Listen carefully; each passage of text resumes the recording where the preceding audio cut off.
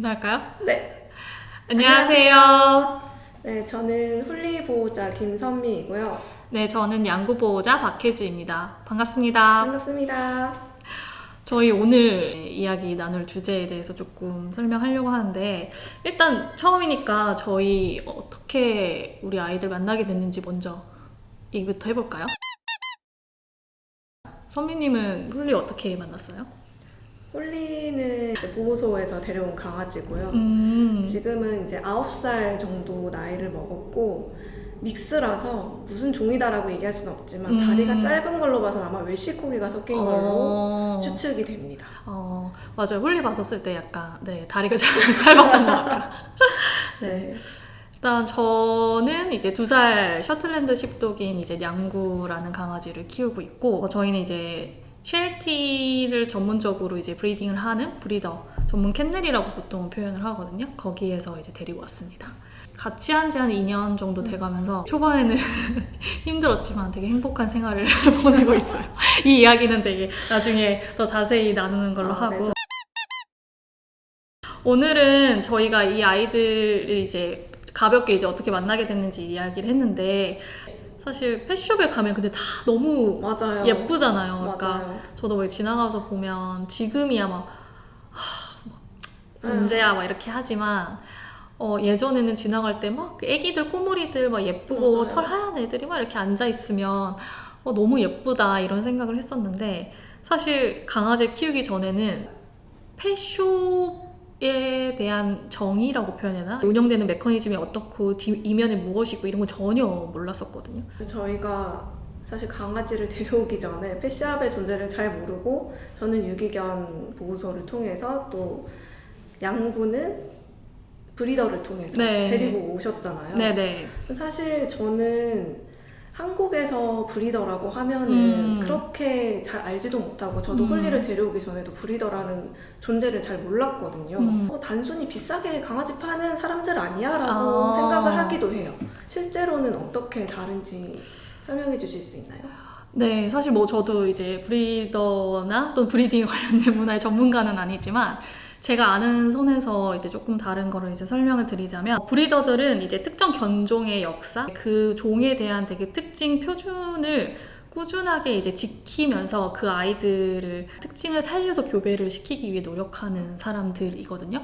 제가 알기로는 되게 공부를 많이 하시는 걸로 알고 있고, 특히 뭐 예전에는 지금보다도 더 특정 목적을 위해서 강아지들을 이제 교배하고 또 키웠잖아요. 뭐 예를 들면 목양견이라든지 사냥견이라든지, 뭐 요새는 이제 보통 가정에서 다들 많이 키우시니까 이제 안내견이나 어떤 특수 목적의 활동에 의해서 키우는 친구들이 많은데, 이제 그 친구들 같은 경우는 특정 기질을 되게 잘 보존하고 유지가 돼야 되거든요. 브리딩 문화는 북미보다 유럽이 조금 더 선진화되어 있는데, 기본적으로 이제 개 복지랑 건강을 우선으로 한 책임 브리딩이 되게 중요시 되고 있다고 해요. 얘네한테 이제 뭐 개체당 번식을 하는 횟수를 조금 제한을 한다든지, 왜 사람도 매년 임신을 할 수 없듯이 그런 걸 한다든지, 근친을 회피를 한다든지, 당연히 깨끗하고 적절한 사육 환경에서 아이들을 자라게 한다든지, 이런 게 되게 책임 브리딩이고, 우리가 많이 알고 있는 그런 단두종 친구들 있잖아요. 뭐 프렌치 불독이나 퍼그 이런 친구들은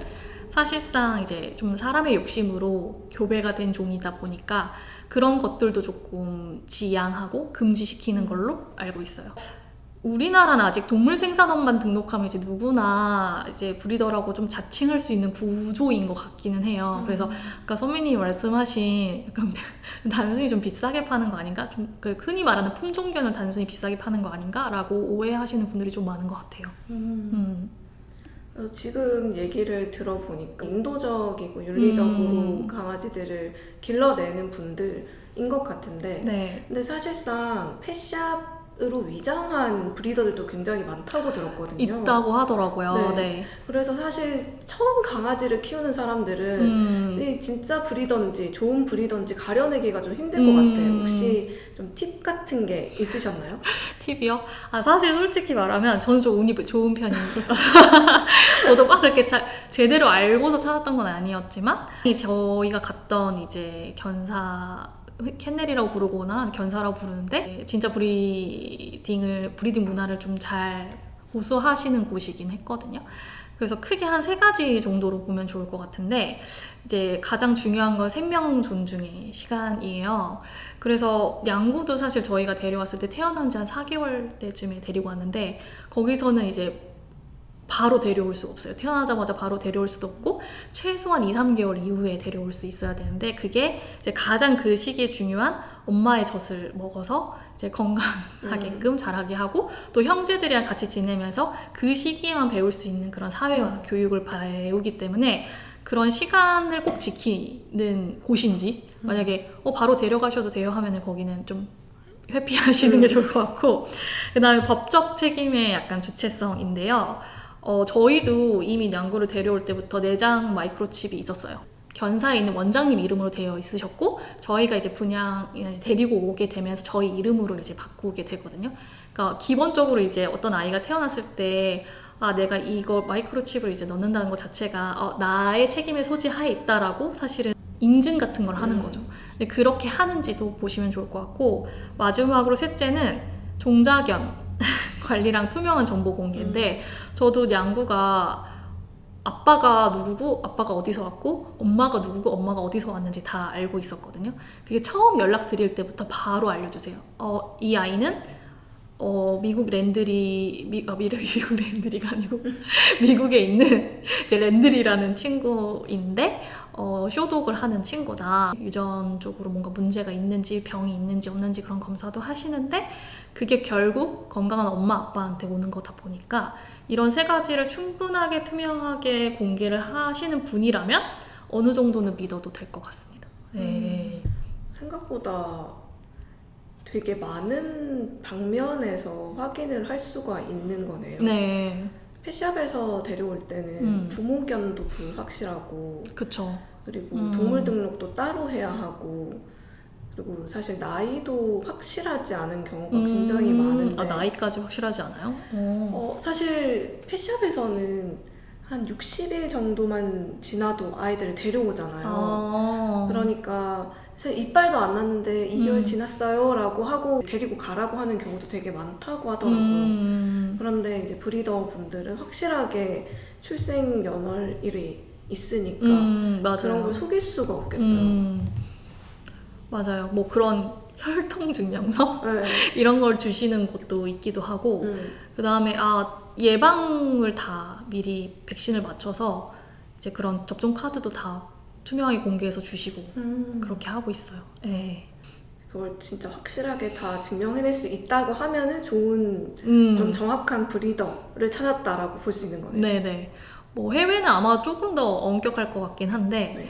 이제 우리나라 같은 경우는 이 정도만 해도 되게 괜찮은 브리더고 견사다라고 볼 수 있을 것 같아요. 사실 저도 보호소, 유기견 보호소 같은데 가서 이제 봉사도 하고 막 그랬었는데, 이제 입양 절차를 밟아본 건 아니어가지고 궁금하긴 했거든요. 도대체 이제 어떤 프로세스로 이 아이들을 데리고 올 수 있는지, 그리고 너무 아이들이 많다 보니까 여기서 이제 내가 뭔가 나의 마음이 맞는 아이랑 이제 컨택이 돼서 가는 건지 이런 것들이 되게 궁금했는데, 홀리는 혹시 어떻게 데리고 오게 되었어요? 제가 이제 개인적으로 홀리를 데려온 과정들을 알고 있다 보니까 그 상간에 떠도는 많은 그 입양 절차들에 대해서 들었잖아요. 그래서 왜 이렇게 다르지라고 해서 알아봤는데, 정해진 게 어느 정도는 있으나 그게 굉장히 디테일은 그 보호소에 맞게 이렇게 적용이 되더라고요.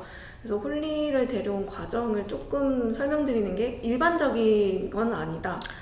다 적용되는 건 아닐 수 있다. 네. 그렇게 먼저 말씀을 드려야 될 것 같고, 일단 홀리는 포인핸드라는 앱에서 먼저 발견을 했어요. 알고 있어요. 그 앱에. 네, 아마 유기견에 관심이 있으신 분들이라면 누구나 다 알고 있는 어플인데, 포인핸드 어플에서 이렇게 쭉쭉 보다가 예쁜 강아지가 있다 라고 해서 만나게 된 케이스거든요.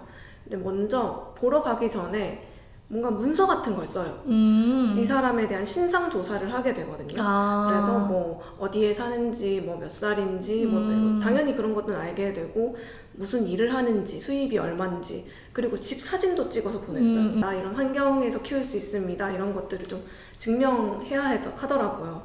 그렇게 하고 나서 날짜를 잡고 이제 보러 갔는데 사실은 홀리를 보러 간 게 아니었고 귀여운 포메라니안 강아지 홀리의 형제들이 같이 들어왔었거든요. 아, 네네. 그 형제 강아지를 보러 갔는데 이제 포메라니안 이미 세 집이 먼저 줄을 서고 있다. 가능성이 없을 거다라고 해서 포기하시라 하고 이제 홀리의 형제 강아지는 심장사상충이 너무 진행이 많이 돼서 아마 가망이 없다 네. 라고 하면서 이 친구가 무늬가 하나도 없어요 하면서 한 번만 봐주세요 하고 보여준 게 홀리였거든요. 아 이거는 그래도 조금 생각을 해봐야 되겠다. 왜냐면 원래 원했던 강아지가 아니니까.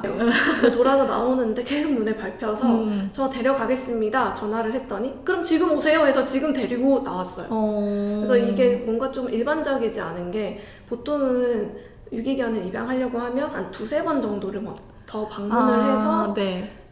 이 아이와 잘 맞는지 정말로 키울 수 있는지를 확인하고 데리고 가야 한다고 하더라고요.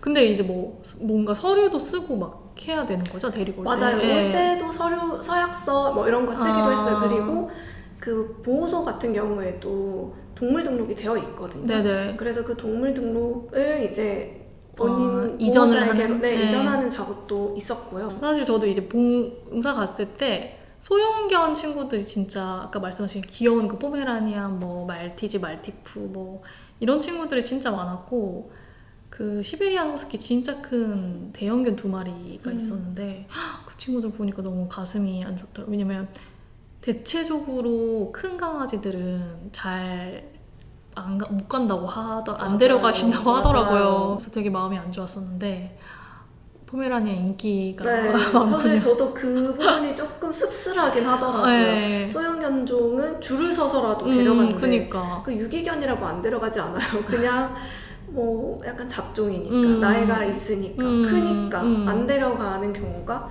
좀 현실인 것 같아요. 안타깝네요.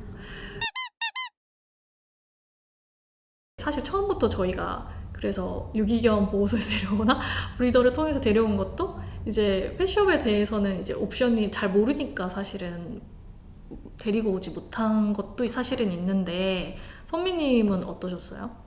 저도 펫숍의 존재는 알았고 그때도 사지 마세요, 입양하세요라는 구호가 있었을 거예요. 이제 그걸 듣고 저도 그럼 입양을 해야겠다라고 생각은 했지만 사실 펫숍이 정확하게 어떻게 나쁜지에 대해서는 잘 알지 못했었어요. 진짜 저희는 무지에서 피했다고 해야 되나? 맞아요. 네. 그래서 저도 좀 경악을 하긴 했거든요. 그러니까 가장 경악을 했던 게 양구를 데리고 오다 보니까 이제 이 반려동물 세상에 이제 눈을 뜨게 되었고 그때 되게 접했던 되게 큰 사건 중에 하나가 이제 부산 계백가정 사건이었는데 부산 아마 그 강서구 쪽이었나? 불법 번식장에서 약 600마리 정도를 이제 구조하게 된 사건이고 600마리 진짜 숫자가 많잖아요. 그래서 한 보호소가 아니라 이제 여러 보호소 연합에서 이제 구조하신 걸로 알고 있는데 그걸 한 20년 동안 불법 번식장 운영을 하셨고 계속 강제 교배시키고 더 이상 이제 출산할 수 있거나 이런 능력이 떨어지면 바로 폐기 처리를 옆에서 했다고 하더라고요.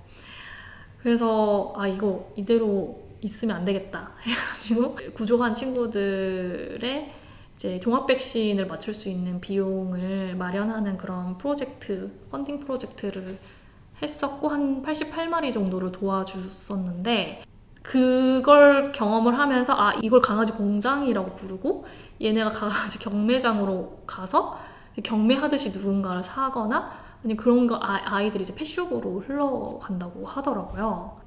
이 루트가 보통 일반적인 루트로 알고 있는데 맞을까요? 네. 저도 그렇게 알고 있어요. 이 구조가 이제 번식장에서 경매장으로 펫숍으로 그리고 또 다시 번식장으로 그렇게 해서 이제 블랙 트라이앵글이라고 부른다고 하더라고요. 네네. 그래서 번식장에서는 계속 사실 아기 강아지를 임신하고 강제로 임신하고 또 배를 갈라서 아이를 뺀다고도 하더라고요. 진짜요? 네.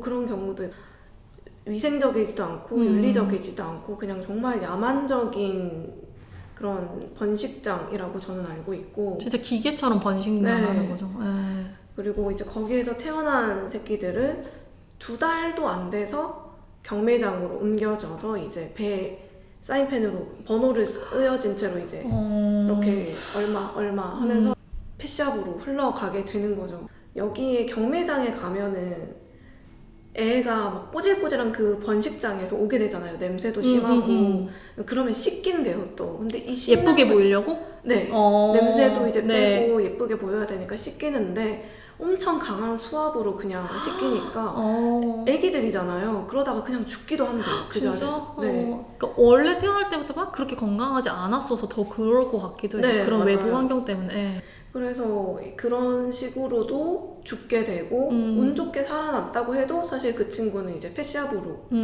가게 되는 거죠. 그래서 전국에 지금 제가 조사한 바로는 경매장이 18군데가 있고 번식장은 1,900여 개가 있다고. 왜 이렇게 많아요? 왜냐면 제가 알기로는 전국에 있는 소동물 관련 동물병원이 한 4,5천 개 정도 되는 걸로 아는데 그 중에 와 번식장이 1,900개라고요? 진짜 많다. 네. 네. 그래서 이 펫샵에 온 아이들은 거의 이제 2달도 안 됐다고 했잖아요. 네. 그런데 정말 이 친구들한테서는 운이 좋게 뭐 입양이 가게 된다면 다행이겠지만 그 분양이 안 되는 경우도 있잖아요. 그럼 5개월 정도 넘어가서도 안 팔린다. 그러면은 아이의 외모가 많이 변한대요. 이제 아기의 귀여운 모습에서 네. 이제 점점 더 그쵸. 어른의 모습을 하게 빨리 될 거잖아요. 크니까. 네. 네. 그러면 이제 상품 가치가 없다고 여긴대요. 그래서 이 상품 가치가 없는 강아지들은 암컷은 다시 번식장으로 돌아가고 이제 수컷 강아지들은 불법 생체 실험에 이용이 되거나 네. 아니면 혹시 설마 개소주가 되거나 아니면 그냥 죽거나 그냥 유기를 하거나 이제 그런 경우가 번번이 발생한다고 합니다. 근데 사실 그러니까 진짜 블랙 트라이앵글인 게 이런 아이들을 입양을 하시면 당연히 얘가 건강할 확률이 진짜 낮을 것 같아요. 맞아요. 그러면 또 아파서 병원비가 많이 나오고 그러니까 또 자연스럽게 책임있게 키우시는 분들도 당연히 계시지만 그래서 또 유기 문제가 발생하는 것 같기도 하고 사실 이런 얘기가 좀 제가 완전 대문자 T라서 그러니까 이렇게 말하면 좀 이상할 수도 있는데 그러니까 정말 합리적으로 내가 건강한 아이를 키우고 싶다라고 생각하면 오히려 더 피해야 되는 게 펫숍일 것 같긴 하거든요. 근데 아마도 대부분 모르니까 이런 네. 이면을 모르시니까 맞아요. 데리고 오시는 거겠죠? 네. 그 유기견은 뭔가 상처가 많을 것 같아. 오히려 더 아플 것 같아서 싫고 브리더를 통해서는 사실 시간적인 기다림이 필요하잖아요. 그게 뭐 매번 있는 게 아니고 이게 네. 교배도 이제 돼야 되는 거 저는 한 2년 기다렸거든요. 2년이요? 그때 데리고 온 견사에서가 아니라 이전 데리고 오고 싶었던 견사가 있었는데 거기서 아이가 임신이 안 됐어요. 그래서 좀 더 기다렸는데 또 임신이 안 된 거예요. 근데 그렇게 때를 놓쳤다고 해서 뭐 저희가 갑자기 안 돼요 막 이럴 수는 없는 상황이잖아요. 그리고 그분들도 억지로 할 수 있는 것도 아니기 때문에 기다리고 인고의 시간을 거치긴 했었거든요. 가족을 데려오는 거라면 F적인 마음으로는 그런 기다림이 필요한 거 아닌가. 사실 물론 이제 환불을 하시는 분들도 계시긴 하던데 환불이 돼요? 네, 정확히는 우리 애가 아파요 라고 데려가면 환불해드릴게요, 교환해드릴게요 뭐 이렇게 얘기를 하는 완전 경우가 상품처럼 얘기. 또 그렇게 속상할 바에야 정말 그냥 건강하게 그리고 안정적으로 태어난 아이들을 데려오는 게 더 맞지 않나. 맞습니다. 네, 증명이 된 아이들 맞아요. 그런 아이들 데려오는 게 맞지 않나 생각을 했습니다.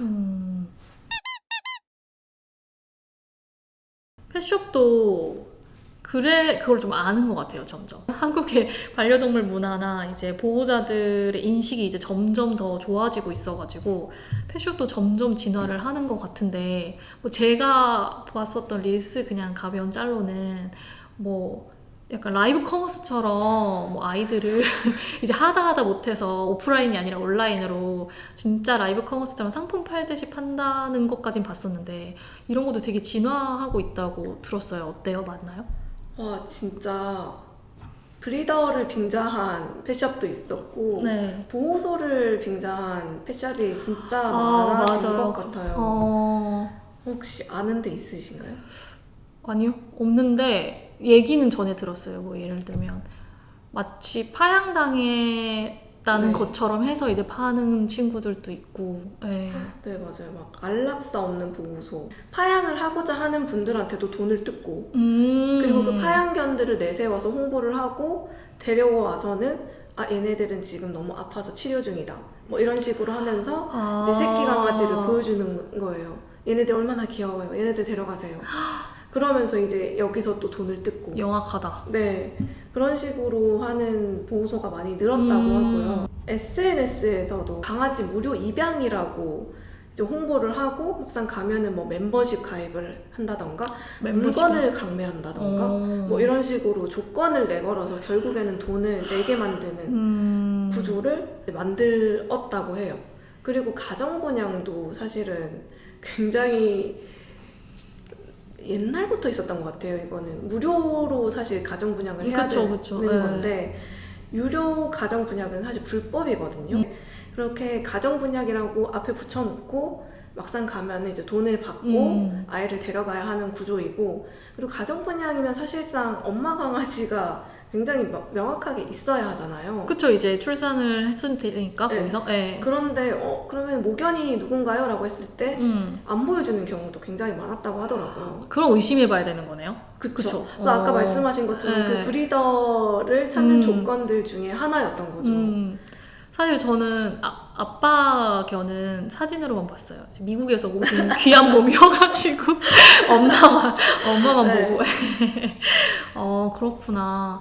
그러니까 저는 사실 아까 그 입양 경로에 대한 통계 1위가 가정 분양이라고 했었을 때 진짜 의아하긴 했었거든요. 왜냐면 요새도 가정 분양을 하나? 1번은 그거였고, 두 번째는 사실 약간 의심도 생기는 것 같아요. 이게 펫숍인데 좀 가정 분양처럼 보여서 그냥 가정 분양이라고 믿고 계신 분들도 있을 테고, 또는 이제 그거를 조금 완화해서 표현하고 싶어서 그렇게 설문에 답하지 않으셨을까라는 생각이 들기는 하는데. 그럴 수도 있겠네요.